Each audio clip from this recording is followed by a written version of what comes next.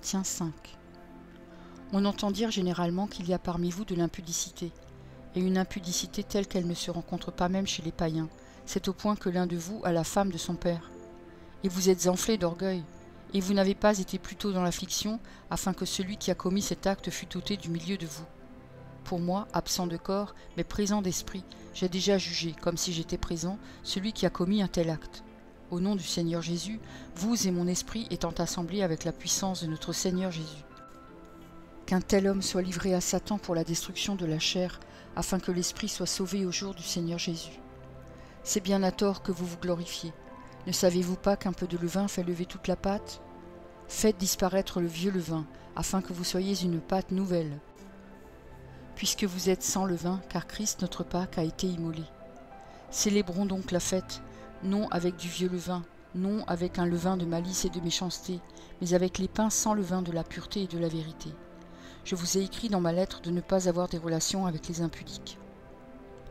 Non pas d'une manière absolue avec les impudiques de ce monde, ou avec les cupides et les ravisseurs, ou avec les idolâtres, autrement, il vous faudrait sortir du monde.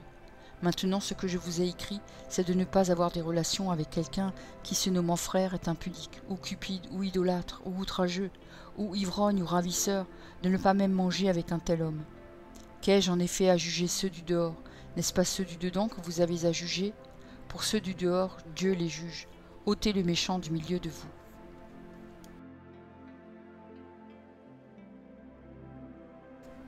1 Corinthiens 6.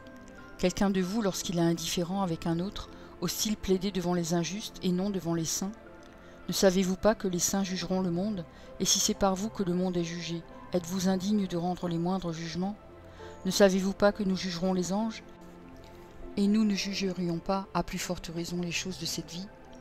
Quand donc vous avez des différends pour les choses de cette vie, ce sont des gens dont l'Église ne fait aucun cadre que vous prenez pour juge. Je le dis à votre honte, ainsi il n'y a parmi vous pas un seul homme sage qui puisse prononcer entre ses frères. Mais un frère plaide contre un frère, et cela devant des infidèles. C'est déjà certes un défaut chez vous que d'avoir des procès les uns avec les autres. Pourquoi ne souffrez-vous pas plutôt quelqu'un de justice? Pourquoi ne vous laissez-vous pas plutôt dépouiller? Mais c'est vous qui commettez l'injustice et qui dépouillez, et c'est envers des frères que vous agissez de la sorte. Ne savez-vous pas que les injustes n'hériteront point le royaume de Dieu? Ne vous y trompez pas, ni les impudiques, ni les idolâtres, ni les adultères, ni les efféminés, ni les infâmes, ni les voleurs, ni les cupides, ni les ivrognes, ni les outrageux, ni les ravisseurs n'hériteront le royaume de Dieu. Et c'est là ce que vous étiez, quelques-uns de vous. Mais vous avez été lavés, mais vous avez été sanctifiés, mais vous avez été justifiés au nom du Seigneur Jésus-Christ et par l'Esprit de notre Dieu. Tout m'est permis, mais tout n'est pas utile. Tout m'est permis, mais je ne me laisserai servir par quoi que ce soit. Les aliments sont pour le ventre et le ventre pour les aliments, et Dieu détruira l'un comme les autres. Mais le corps n'est pas pour l'impudicité, il est pour le Seigneur, et le Seigneur pour le corps. Et Dieu qui a ressuscité le Seigneur nous ressuscitera aussi par sa puissance. Ne savez-vous pas que vos corps sont des membres du Christ? Prendrais-je donc les membres de Christ pour en faire les membres d'une prostituée? Loin de là. Ne savez-vous pas que celui qui s'attache à la prostituée est un seul corps avec elle? Car est-il dit, les deux deviendront une seule chair? Mais celui qui s'attache au Seigneur est avec lui un seul esprit. Fuyez l'impudicité. Quelque autre péché qu'un homme commette, ce péché est hors du corps. Mais celui qui se livre à l'impudicité pêche contre son propre corps. Ne savez-vous pas que votre corps est le temple du Saint-Esprit qui est en vous, que vous avez reçu de Dieu et que vous ne vous appartenez point à vous-même? Car vous avez été rachetés à un grand prix. Glorifiez donc Dieu dans votre corps et dans votre esprit qui appartiennent à Dieu.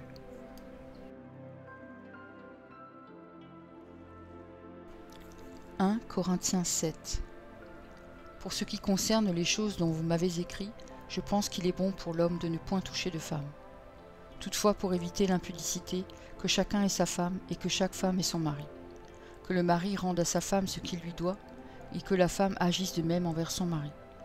La femme n'a pas autorité sur son propre corps, mais c'est le mari. Et pareillement, le mari n'a pas autorité sur son propre corps, mais c'est la femme. Ne vous privez point l'un de l'autre, si ce n'est d'un commun accord pour un temps, afin de vaquer à la prière, puis retournez ensemble de peur que Satan ne vous tente par votre incontinence. Je dis cela par condescendance, je n'en fais pas un ordre. Je voudrais que tous les hommes fussent comme moi, mais chacun tient de Dieu un don particulier, l'un d'une manière, l'autre d'une autre. À ceux qui ne sont pas mariés et aux veuves, je dis qu'il leur est bon de rester comme moi. Mais s'ils manquent de continence, qu'ils se marient, car il vaut mieux se marier que de brûler. À ceux qui sont mariés, j'ordonne, non pas moi mais le Seigneur, que la femme ne se sépare point de son mari. Si elle est séparée, qu'elle demeure sans se marier, ou qu'elle se réconcilie avec son mari, et que le mari ne répudie point sa femme. Aux autres, ce n'est pas le Seigneur, c'est moi qui dis. Si un frère a une femme non croyante, et qu'elle consente à habiter avec lui, qu'il ne la répudie point. Et si une femme a un mari non croyant, et qu'il consente à habiter avec elle, qu'elle ne le répudie point. Car le mari non croyant est sanctifié par la femme, et la femme non croyante est sanctifiée par le frère. Autrement, vos enfants seraient impurs, tandis que maintenant ils sont saints. Si le non-croyant se sépare, qu'il se sépare. Le frère ou la sœur ne sont pas liés dans ces cas-là. Dieu nous a appelés à vivre en paix. Car que sais-tu, femme, si tu sauveras ton mari? Ou que sais-tu, mari, si tu sauveras ta femme? Seulement, que chacun marche selon la part que le Seigneur lui a faite, selon l'appel qu'il a reçu de Dieu. C'est ainsi que je l'ordonne dans toutes les églises. Quelqu'un a-t-il été appelé étant circoncis, qu'il demeure circoncis. Quelqu'un a-t-il été appelé étant incirconcis, qu'il ne se fasse pas circoncire. La circoncision n'est rien, et l'incirconcision n'est rien, mais l'observation des commandements de Dieu est tout. Que chacun demeure dans l'état où il était lorsqu'il a été appelé. As-tu été appelé étant esclave? Ne t'en inquiète pas, mais si tu peux devenir libre, profites-en plutôt. Car l'esclave qui a été appelé dans le Seigneur est un affranchi du Seigneur. De même, l'homme libre qui a été appelé est un esclave de Christ. Vous avez été rachetés à un grand prix, ne devenez pas esclaves des hommes. Que chacun, frère, demeure devant Dieu dans l'état où il était lorsqu'il a été appelé. Pour ce qui est des vierges, je n'ai point d'ordre du Seigneur, mais je donne un avis, comme ayant reçu du Seigneur miséricorde pour être fidèle. Voici donc ce que j'estime bon, à cause des temps difficiles qui s'approchent. Il est bon à un homme d'être ainsi. Es-tu lié à une femme, ne cherche pas à rompre ce lien. N'es-tu pas lié à une femme, ne cherche pas une femme. Si tu t'es marié, tu n'as point péché. Et si la Vierge s'est mariée, elle n'a point péché. Mais ces personnes auront des tribulations dans la chair, et je voudrais vous les épargner. Voici ce que je dis, frères, c'est que le temps est court, que désormais ceux qui ont des femmes soient comme n'en ayant pas. Ceux qui pleurent comme ne pleurant pas, ceux qui se réjouissent comme ne se réjouissant pas, ceux qui achètent comme ne possédant pas, et ceux qui usent du monde comme n'en usant pas, car la figure de ce monde passe. Or, je voudrais que vous fussiez sans inquiétude. Celui qui n'est pas marié s'inquiète des choses du Seigneur, des moyens de plaire au Seigneur. Et celui qui est marié s'inquiète des choses du monde, des moyens de plaire à sa femme. Il y a de même une différence entre la femme et la Vierge. Celle qui n'est pas mariée s'inquiète des choses du Seigneur, afin d'être sainte de corps et d'esprit, et celle qui est mariée s'inquiète des choses du monde, des moyens de plaire à son mari. Je dis cela dans votre intérêt, ce n'est pas pour vous prendre au piège, c'est pour vous porter à ce qui est bienséant et propre, à vous attacher au Seigneur sans distraction. Si quelqu'un regarde comme déshonorant pour sa fille de dépasser l'âge nubile, et comme nécessaire de la marier, qu'il fasse ce qu'il veut, il ne pêche point, qu'on se marie. Mais celui qui a pris une ferme résolution, sans contrainte et avec l'exercice de sa propre volonté, et qui a décidé en son cœur de garder sa fille vierge, celui-là fait bien. Ainsi, celui qui marie sa fille fait bien, et celui qui ne la marie pas fait mieux. Une femme est liée aussi longtemps que son mari est vivant, mais si le mari meurt, elle est libre de se marier à qui elle veut, seulement que ce soit dans le Seigneur. Elle est plus heureuse néanmoins, si elle demeure comme elle est, suivant mon avis. Et moi aussi je crois avoir l'Esprit de Dieu.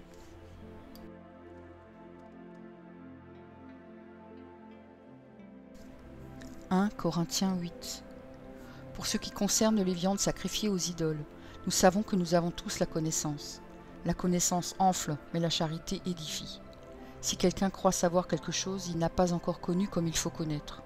Mais si quelqu'un aime Dieu, celui-là est connu de lui. Pour ce qui est donc de manger des viandes sacrifiées aux idoles, nous savons qu'il n'y a point d'idole dans ce monde et qu'il n'y a qu'un seul Dieu.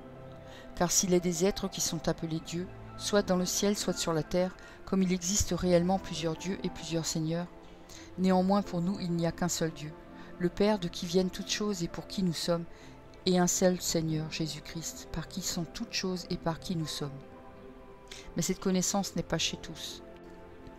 Quelques-uns, d'après la manière dont ils envisagent encore l'idole, mangent de ces viandes comme étant sacrifiées aux idoles, et leur conscience, qui est faible, en est souillée. Ce n'est pas un aliment qui nous rapproche de Dieu. Si nous en mangeons, nous n'avons rien de plus. Si nous n'en mangeons pas, nous n'avons rien de moins. Prenez garde toutefois que votre liberté ne devienne une pierre d'achoppement pour les faibles. Car si quelqu'un te voit, toi qui as de la connaissance, assis à table dans un temple d'idoles, sa conscience, à lui qui est faible, ne le portera-t-elle pas à manger des viandes sacrifiées aux idoles? Et ainsi le faible périra par ta connaissance, le frère pour lequel Christ est mort. En péchant de la sorte contre les frères et en blessant leur conscience faible, vous péchez contre Christ. C'est pourquoi, si un aliment scandalise mon frère, je ne mangerai jamais de viande, afin de ne pas scandaliser mon frère.